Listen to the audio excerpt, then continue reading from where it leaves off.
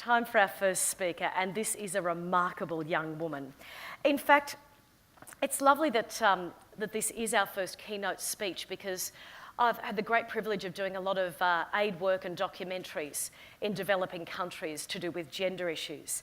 And it's very important that we view gender equality as a spectrum disorder.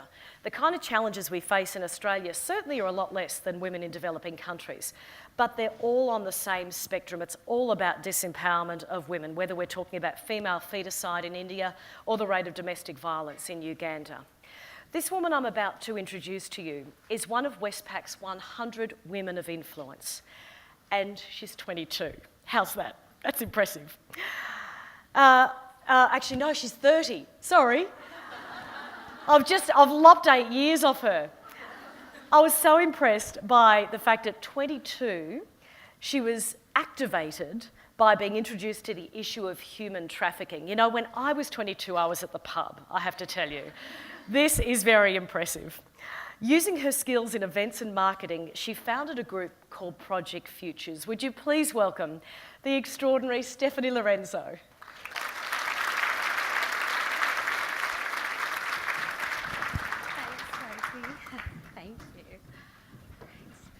Thank you, guys. Can you all hear me? I'm going to stand not in front of the lectern because it's almost taller than me.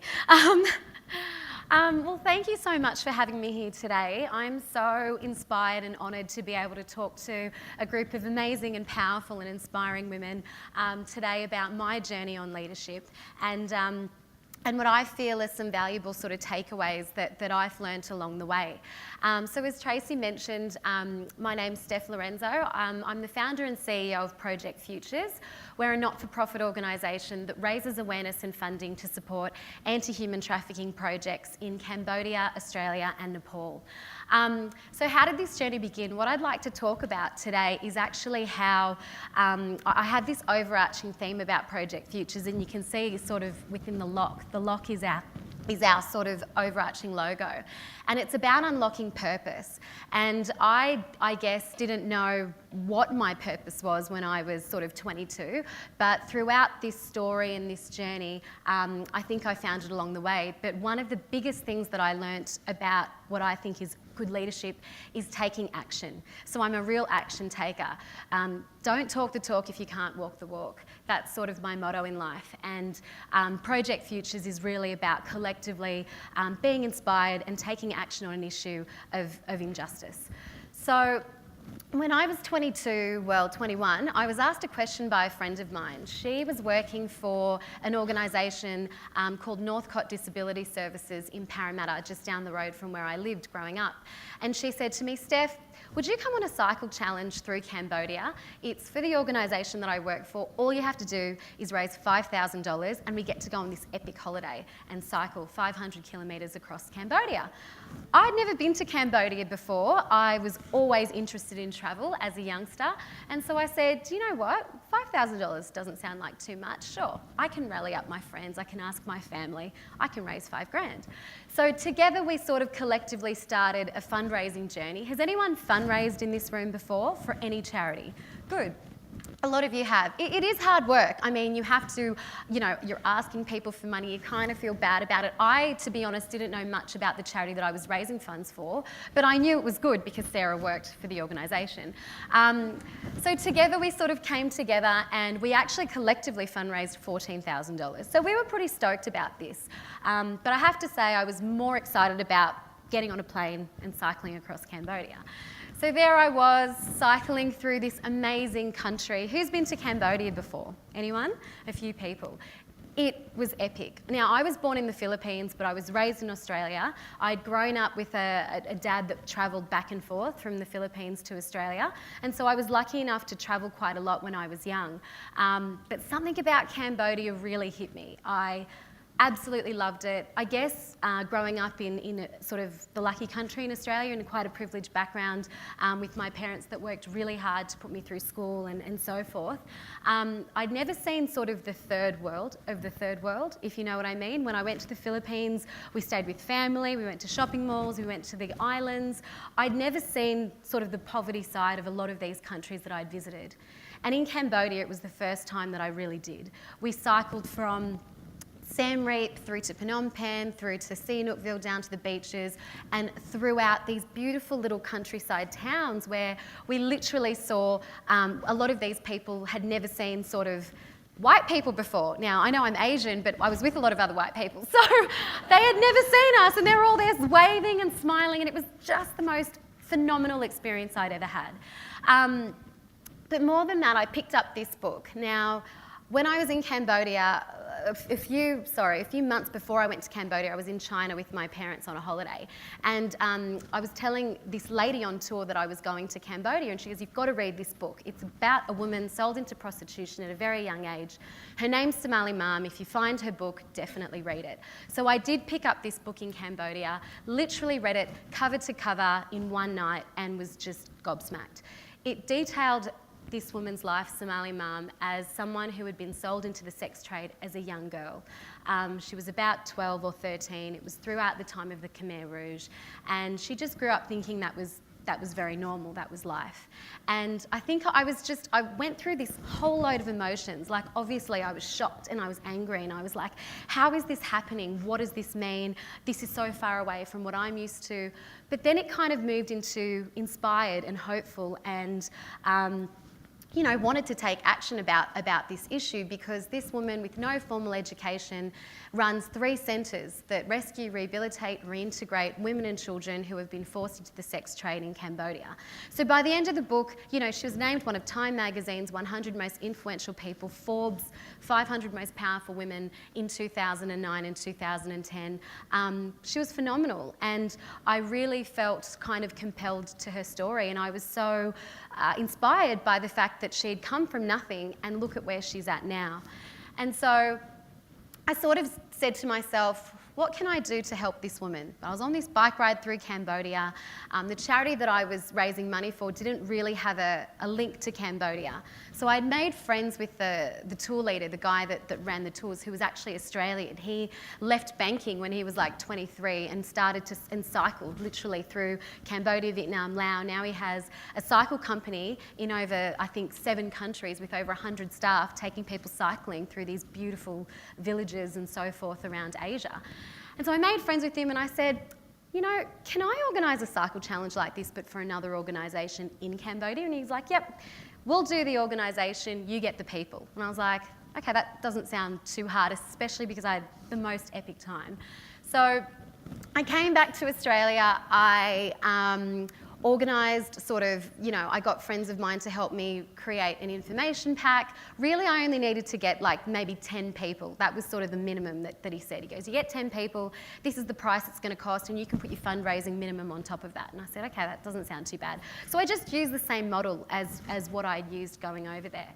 So in a year later, because you had to kind of give yourself lead time to get people on board, probably about 6 months in, I remember thinking, I'm going to be cycling through Cambodia by myself. Like, no one has signed up, not even my friends. I was asking my sister, I was like, come on, just take time off work. This is the most amazing experience. So 6 months in, I was a bit nervous. But I said that I was going to do it. It was out on social media, so I was like, I really need to do this now.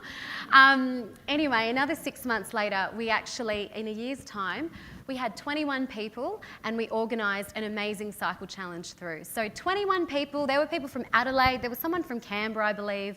There was one person from the US and one person from Canada. And I remember thinking to myself, how did all these people find it? But I guess the power of social media was out there, and definitely the connection with Somali Mom. All these people had read her book and they wanted to do something. So it was pretty incredible. Where I thought I would have 20 of my own friends cycling with me, I probably had 2, including my sister, who ended up coming with me. And we ended up cycling through this amazing countryside.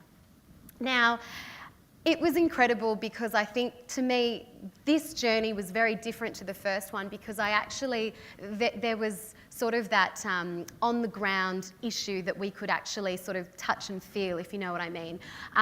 Somali Mum actually answered an email. I remember guessing her email, going smum@somali.org, somalimum@somali.org, somali.mam@somali.org. I remember just emailing every possible email scenario I could. And I got a response and I said to her, look, we're from Australia. We raised $80,000 as a group, which was incredible. We didn't even have a goal. So to be able to collectively have raised $80,000 for this woman's work was phenomenal. Could we come and meet you? And, you know, if we can't, it's fine, like, don't worry about it. But we're cycling through, so I know you live in Phnom Penh, I know you've got a centre there and in Siem Reap. We're going through all these places. Could we please meet? And it was phenomenal. We did get to do that. And we got to visit two of the centres that we had, that she had sort of started up. And we got to actually hear from these women and girls and understand, I guess, the plight that they had been through. And the scariest and most shocking thing was a lot of these girls were younger than I was at the time. So I was 23. And I was just baffled. And I was so inspired by the work being done by this woman. And I was so gobsmacked but inspired. I was going through all those different spectrum of emotions again. And I just couldn't believe what we had done. This is an amazing story. A woman called Lithia, who I met that first time I was there and saw when I was in Cambodia a couple of weeks ago. Now, Lithia was a young girl. When I met her, she was 16, but I found out her story. She was 10 when she was sold into a brothel by her auntie. She went from Vietnam, because she's actually Vietnamese. She was sold over the border into Cambodia, and she was brutalised, raped, abused for 3 years by different customers or clients, or Johns as they like to call them. And Lithia basically got rescued at 13 and had been in the AFICIP centres for 3 years. Now, this woman was incredible. She apparently couldn't speak Khmer, which is the Cambodian national language, before she came into the centres because she was Vietnamese. And now she's fluent in Khmer, Vietnamese and English. She's one of the leaders in her centres. She's now living outside of the centres and still supporting those girls. She's about 19 now, I believe. And she is just one of those, I guess, stories of these women that have been able to utilise that second chance that these centres have been able to offer and really be doing something with her life. And so I guess my purpose was awakened. This is what I kind of call these 5 keys. The first one was awakening purpose. So I definitely thought to myself, I can't just go back to normal life in Australia. My background is actually marketing and comms. I did an international communications degree at Macquarie University and thought that I'd be working in marketing, comms and PR. I actually had this vision when I was at uni that by the time I turned 30, I would be the CEO of an advertising agency. But that's definitely, you know, well, a couple of months to make that happen, but I don't think it will.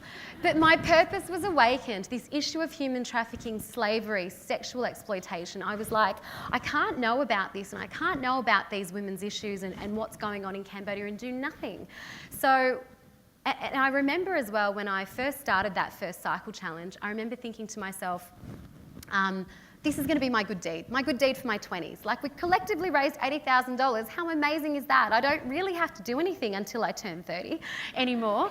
I really did think that, but I was so touched by actually being over there and actually seeing this work firsthand, seeing where our money was going and how much of a difference it made that my purpose was awakened. So what did I do with that? When I came back to Australia, my parents were like, great, you went on this trip, you got it out of you, go back and get a job and do that sort of thing, which I did. I got a job at the Australian Catholic University in their marketing and comms department. But on the side, I just could not get this out of my head. I remember a lot of my friends started to kind of go, you know, I used to get mad. I was like, finish your food. Like, why do you care about what you're wearing out on a Saturday night at a club or, you know, whatever. I was quite angry. I remember thinking, how do I, you know, what do I do with all these emotions? I had this burning desire. And a lot of my friends said to me, okay, you just have to chill because you're seriously like gonna, you know, go down the wrong path or you're going to have no friends by the end of this. So just, you know, channel that energy into something positive. So 3 months later, I did do just that and Project Futures began. So the premise of Project Futures was that outlet. It was an outlet for people like me to actually raise awareness, raise funding, which we knew was so important for these service providers, and be this sort of collective hub where particularly young people, because I was only 23 at the time and I just sort of wanted to utilise my own network, could do what they could to raise awareness and funding for this amazing work in Cambodia. And this is a short video that I want to play just to showcase what we were all about.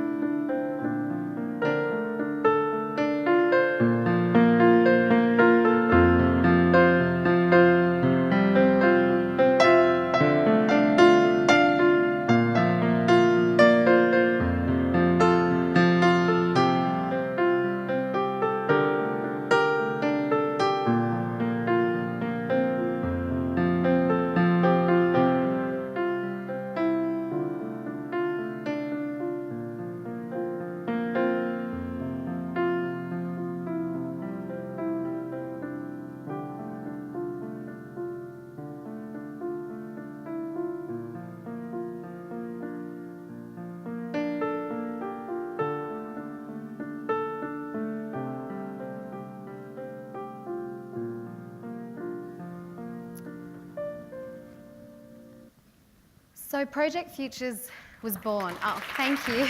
Thanks. So Project Futures was born, and it was all about acting on this. It was about activation. It was about being different. We were an organisation that focused on young people. What charity at that time focused on young people? Everyone focused on potentially people with deep pockets, CEOs, philanthropists. We wanted to focus on Gen Ys. Actually, Gen Y was in all of our collateral when we first started, but we obviously slowly changed that when we started to realise that so many more groups wanted to be involved. It was about being different. It was about being resourceful, using our skills, talents and networks to bring together collective change. That video was actually done 100% for free. A friend of mine who was an animator, a friend of mine who helped me write the script, my friend who composed the music specifically for that, but I was the sort of the key that brought it all together. I was that glue. I would have a lot of friends that had all these skills and talents, and it was like, how do we bring that together? It wasn't just about money, it was actually about bringing together these collective talents to make things happen. We did our bike rides year on year. That was our biggest thing. That's what we kind of became known for. This year we're doing 4 of them. So they're just growing in number, and we actually do 2 high schools trips as well for parents and students to come on this trip. We did treks through Nepal. It was pretty amazing, and we sort of just grew it from there. But it really started with just my network. That was that first couple of years. And mind you, this was run 100% voluntarily for the first 3 years that we started Project Futures. And in that first 3 years, we raised just under $500,000. To date, we're just over $3 million, which is really exciting for our anti-trafficking projects that we have long-term and sustainable partnerships with. So that first couple of years was that. And basically, it started, the third key was all about mobilisation. So what does mobilisation look like? Well, it was all about trying to go out to that broader space. So speaking at conferences like this, where technically I don't know anyone in this room personally, whereas before all of our parties were just all of our friends and then getting their friends and their networks. It started to grow from there. We started getting media coverage because we were young people actually doing something. We were going against the norm of what, people would call Gen Ys.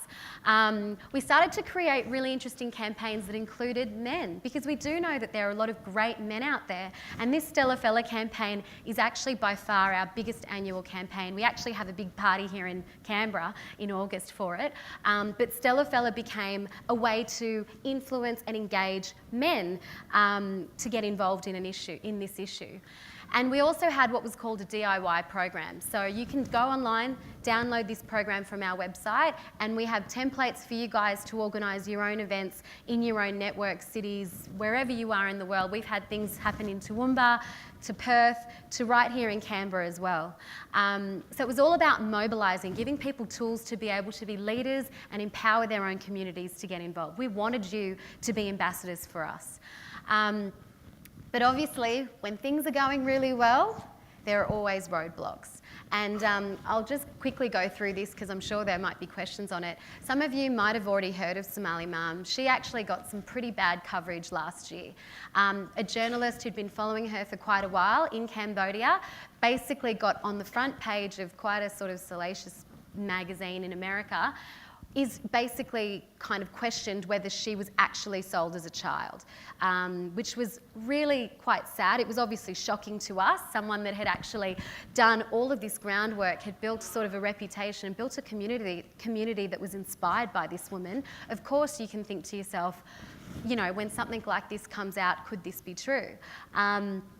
But you can't believe everything you read. And instead of pulling funding from this organisation, we actually did our due diligence, went on the ground and actually looked at that work. And we'd seen that work over the last 5 years anyway. We had gone over there, our board had looked at their audited accounts. We'd done actually everything that a good donor should do in regards to due diligence. And what we found out was this reporter had quite a lot of ties to different people in Cambodia. And I'm not saying that everything that he wrote was absolutely wrong, but it was quite sad because it wasn't about just Somali personally. What about those 200 plus women and girls that were in her centres at those times? And every single corporate that had supported her, because she was very much supported from the US, pulled funding.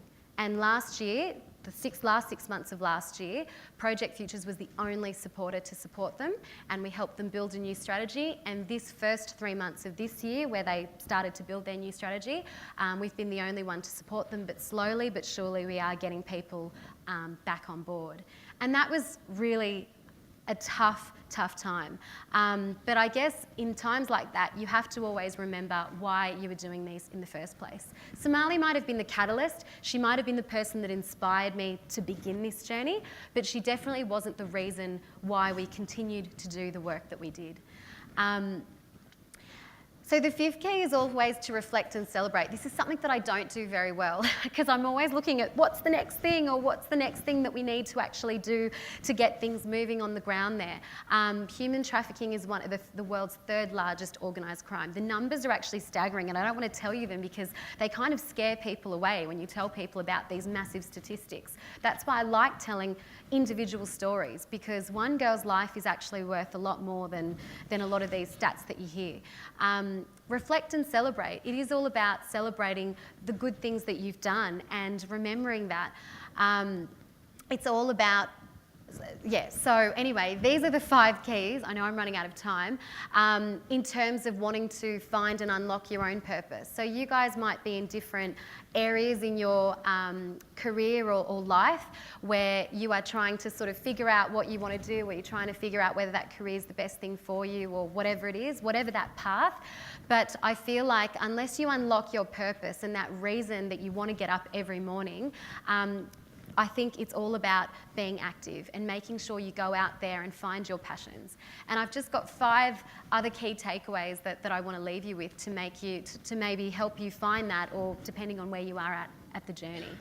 So this one is embrace yes. If I didn't embrace yes and say yes to my friend Sarah, who was a little bit crazy and asked me to go on that Cambodia trip all those years ago, I don't think I'd be standing here in front of you. I certainly wouldn't be on this journey. Maybe I would be the CEO of an advertising agency, I don't know. But embrace yes. If I didn't embrace yes, that first trip wouldn't have equaled that kind of money, and I wouldn't be on this journey that I am today. The norm is boring. Challenge it. Challenge the status quo. For me, it was charity. There were no charities at that time, this is 6 years ago, mind you, there's a lot more now, that focused and targeted young people and brought young people up in leadership roles. And for me, it was challenging that norm and wanting to kind of put young people on the platform and say, you know what, we do care about something and we have something to say. And it was also about being in this for-purpose space. I always felt like there were these two worlds. There was not-for-profit and there was for-profit, but I wanted to live in that world of purpose. If you don't ask, you don't get. Definitely the first couple of years of Project Futures wouldn't have happened if I just didn't ask the question. Ask my friends to get involved, ask them. And sometimes it does get tiring, but definitely it's something that, that you need to do if you want to go forward in whatever it is you're doing. You can't do it alone. Be authentic and back yourself. Definitely through that time with Somali was the hardest. That was the last 6 months of last year. But it was always about being authentic, trusting your gut and backing yourself and finding ways to be able to do that. Not just take the easy option. Sometimes you want to take the easy option and just cut funding and fund something else. But to us, it wasn't about that. It was about those 200 lives, 200 plus lives that we would be cutting funds from. And the last one is obviously follow your bliss. Whatever it is you're passionate about, for me it is this issue of human trafficking, sexual exploitation and the commercial sexualisation of girls. Follow that and you surely will lead you to the right path. So thanks very much and I look forward to speaking with you more later. Thanks.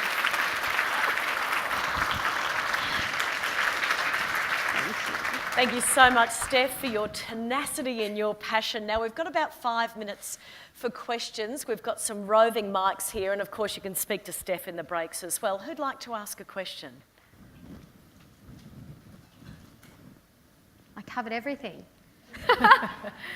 Don't be afraid, speak out. Aha, thank you. Yeah. Hi, thank you for your talk. I'm just curious, you talked about reflecting and celebrating, and I'd be curious to know whether you're able to measure the impact of your work as well. Yep. And how do you measure how the you're impact tracking? of what we've done. Yeah. Absolutely. We actually support 4 projects, one in Cambodia, which is Somali's project, 2 in Australia, which is a national child abuse prevention helpline with Childwise, and a safe house in Sydney. And also one in Nepal, which is an anti-trafficking organisation in Nepal, similar style to what Somali does in Cambodia. We actually have impact reports because we think that's really important, particularly for donors, to kind of see what their funds actually translate to. But more than that, because sometimes, I know everyone likes tangibility, $20 can equal this, $50 can equal that, $100 can equal that. But a lot of the time you need to understand the holistic nature of a lot of these problems. They are not going to change overnight. And I have to say, while we give you the great stories like Lithia, for every Lithia, there's probably 5 that go back into a brothel or, you know, are in a domestic violence relationship or something like that. And I think that you've got to be realistic. As a charity, you're always trying to showcase your successes, and this is the hardest thing, I have to say. You're always trying to showcase your successes, but with an issue that's so massive like human trafficking and sexual exploitation, sometimes those little wins are what you have to celebrate. So you can download an impact report online. We started them in 2014, sort of the end of 2013, start of 2014. And we have 2 impact reports online. The last one actually just came online probably a couple of weeks ago now. But we do think it's important. We showcase the holistic nature of what each of these services does. We give you some tangibles of what you can understand, the donations and what your money can go towards. But ultimately, we want you to understand the issue. Because issues like this, big issues like mental illness, suicide prevention, gender equality, they take years. And I think that if you're looking for a swift answer to donations or whatever, be wary, because a lot of that is actually more marketing than anything else. You can't give that $20 to buy a goat if that village needs other things first. Does that make sense? And I think from a marketing perspective, I understand why people want that. It's kind of a quick win. You feel good about yourself. You're like, I bought a cow, or I bought this, or I did that for this person. But sometimes that's actually not the best use of your money. So you can download our impact reports online, and we measure them in various ways. A lot of it anecdotal, but for example, the helpline, we measure it on the amount of calls. So it's different per project. Well put. How about another round of applause for Thank Steph you. Lorenzo? I'm afraid we've run out of time.